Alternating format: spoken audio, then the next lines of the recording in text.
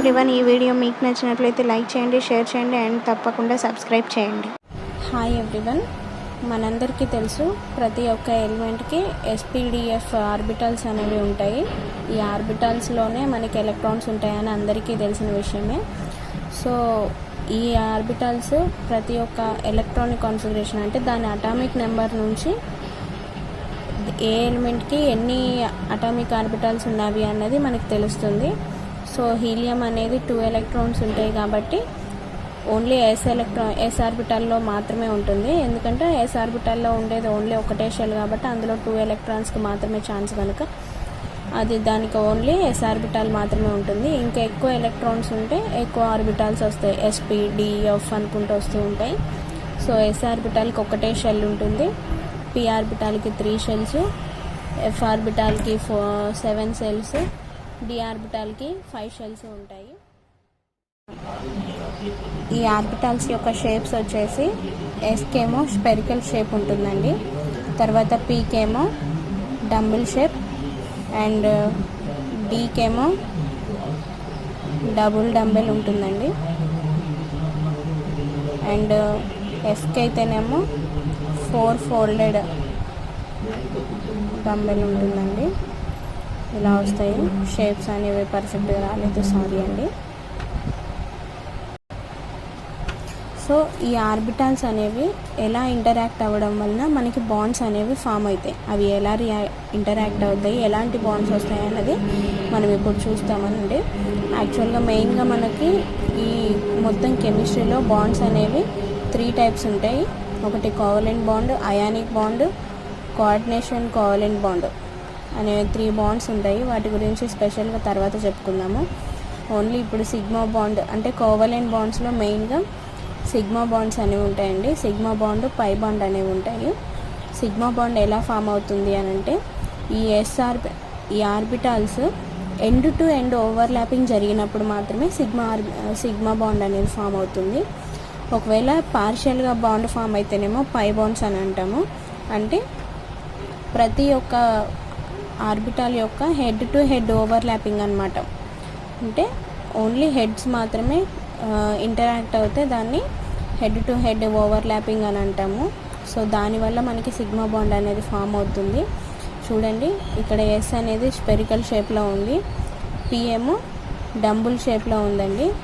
ఈ dumbbell shape head and spherical shape యొక్క head అనేది 2 ఓవర్లాప్ అవ్వడం వలన మనకి సిగ్మా బాండ్ అనేది ఫామ్ అవుతుంది. ఈ ఇండికేషన్ మనకి సిగ్మా బాండ్ అని చూపిస్తామండి.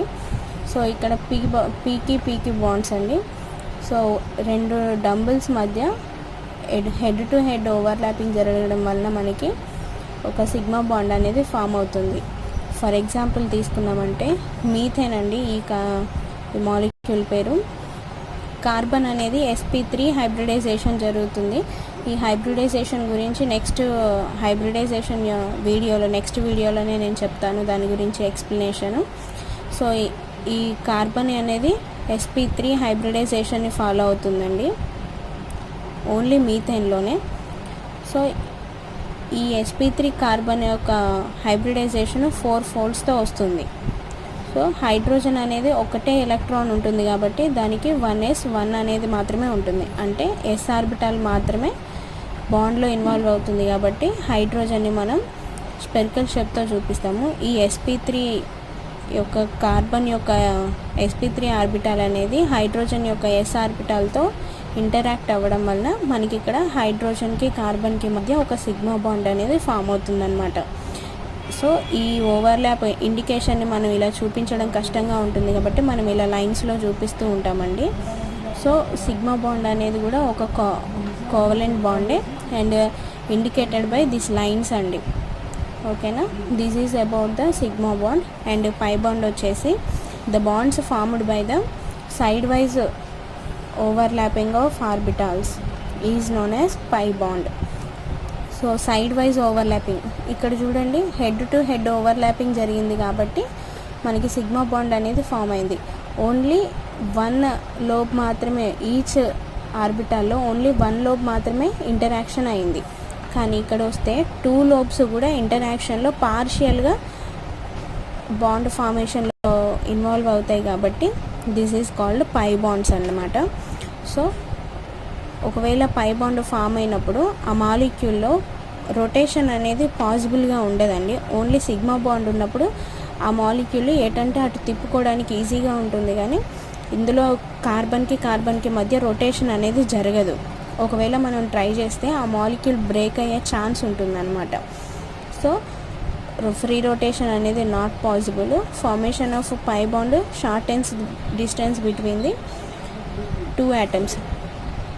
సింగిల్ బాండ్గా ఉన్నప్పుడు దీంట్లో బాండ్ లెంత్ అనేది కొంచెం ఎక్కువగా ఉంటుందండి. ఎప్పుడైతే 2 మాలిక్యూల్స్ మధ్య బాండ్స్ ఎక్కువ అవుతూ ఉంటాయో అప్పుడు మనకి షార్టెన్స్ బాండ్ డిస్టెన్స్ అనేది తగ్గిపోతుంది.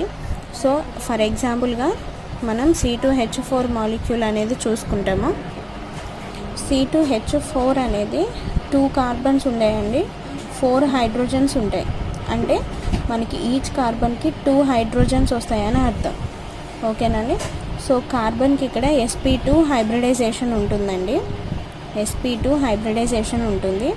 సో ఫస్ట్ కార్బన్ అంటే 6 ఎలక్ట్రాన్స్ కాబట్టి హీలియం కోర్ అంటే 1s2 అని అర్థము.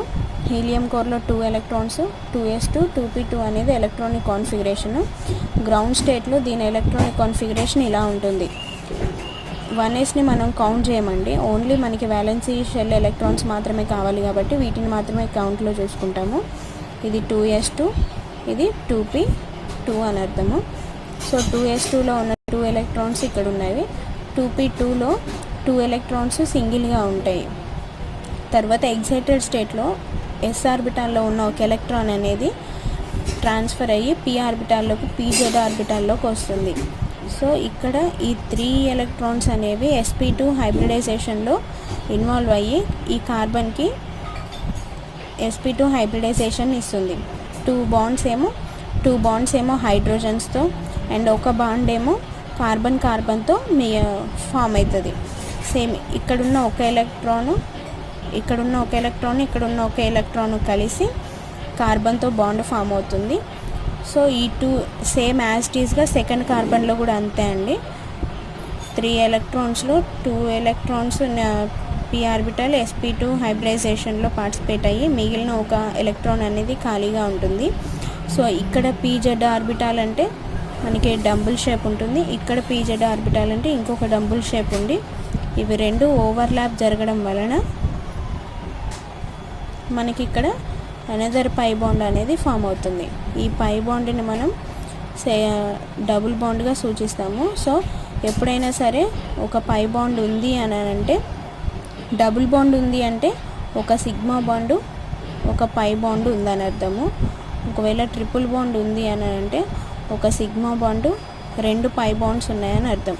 కన్ఫర్మ్గా సిగ్మా బాండ్ అనేది ఈచ్ అండ్ ఎవ్రీ మాలిక్యూల్లో కన్ఫర్మ్గా ఉంటుందండి. ఫస్ట్ ఫామ్ అయ్యేది మాత్రం సిగ్మా బాండే. తర్వాత ఎలక్ట్రాన్స్ ఉంటే అవి మళ్ళీ రియాక్ట్ అయ్యి ఇలా పార్షియల్గా ఓవర్లాప్ అయ్యి మనకి పై బాండ్స్ని ఇస్తాయి. So these are the sigma bonds and pi bonds examples and definitions. So ఇది మీకు డైరెక్ట్గా అంటే ఇట్లా what is sigma bond pi bond అని అయితే ఎవరు అడగరండి ఎగ్జామ్లో. ఒక మాలిక్యూల్ ఇచ్చి ఎన్ని సిగ్మా బాండ్స్ ఉన్నాయి, ఎన్ని పై బాండ్స్ ఉన్నాయి అని మాత్రమే అడుగుతూ ఉంటారు. ఒకవేళ ఇదే ఎగ్జాంపుల్ తీసుకోండి, ఇందులో ఎన్ని సిగ్మా బాండ్స్ ఉన్నాయి అని అంటే 1 2 3 4 సిగ్మా బాండ్స్ ఉన్నాయని చెప్తాము. సో కొన్నిసార్లు ఇలానే కాదు, వేరే మాలిక్యూల్స్ జస్ట్ నేమ్స్ ఇచ్చి అందులో ఎన్ని సిగ్మా బాండ్స్ ఉన్నాయి, ఎన్ని పై బాండ్స్ ఉన్నాయని అడుగుతారు. సో ఈ మాలిక్యూల్లో మళ్ళీ టోటల్ బాండ్స్ ఎన్ని అన్నప్పుడు మొత్తం ఇంక్లూడింగ్ పై బాండ్స్తో కలిపి టోటల్ బాండ్స్ తీసుకోవాలండి. ఫర్ ఎగ్జాంపుల్ ఇది C2H4 అనేది ఒక మాలిక్యూల్. C2H4లో ఎన్ని సిగ్మా బాండ్స్ ఉన్నాయి, ఎన్ని పై బాండ్స్ ఉన్నాయని అంటే 1 2 3 4 5 సిగ్మా బాండ్స్ ఉన్నాయి అండ్ 1 పై బాండ్ ఉంది. టోటల్గా మొత్తం కలిపి మనకి 6 బాండ్స్ ఉన్నాయని అర్థం. ఇప్పుడు క్వశ్చన్లో జస్ట్ జనరల్గా how many bonds are present in this molecule అని అన్నప్పుడు ప్రతి ఒక్క బాండ్ని మనం ఇంక్లూడ్ చేస్తూ మార్క్స్ కౌంట్ ఇవ్వాలండి. ఓన్లీ వాడు స్పెసిఫిక్గా అడిగినప్పుడు సిగ్మా బాండ్స్ ఎన్ని, పై బాండ్స్ ఎన్ని అని అడిగినప్పుడు మాత్రమే దీంట్లో మనం స్ట్రక్చర్ మొత్తం వేసుకొని సిగ్మా బాండ్స్ ఎన్ని, పై బాండ్స్ ఎన్ని అన్నది కౌంట్ చేసుకొని మనం వాళ్ళకి ఆన్సర్ అనేది ఇస్తూ ఉండాలి. అండ్ ఒక మాలిక్యూల్ ఇచ్చి ఇది సిగ్మా బాండ్ జరుగుతుందా, పై బాండ్ జరుగుతుందా అన్నది కూడా అడుగుతాడండి. For example in methane, CH4 also called as methane అని కూడా అంటాం కదా. So in methane which overlapping is present అని పెట్టి కింద options head on overlapping, partial overlapping, lateral overlapping or none of these అని ఇస్తూ ఉంటాడు. సో ఏదో ఒక ఆప్షన్ ఉంటుంది, హెడ్ టు హెడ్ ఓవర్లాపింగ్ అని కానీ ఎండ్ టు ఎండ్ ఓవర్లాపింగ్ అని కానీ ఉంటుంది. అదే ఆప్షన్ కరెక్ట్గా పెట్టేసుకోవాలి. So these are the sigma and pi bonds and questions అడిగే type. Thank you each and every one. And ఈ వీడియో మీకు నచ్చినట్లయితే లైక్ చేయండి, షేర్ చేయండి అండ్ తప్పకుండా సబ్స్క్రైబ్ చేయడం మాత్రం మర్చిపోకండి. Thank you.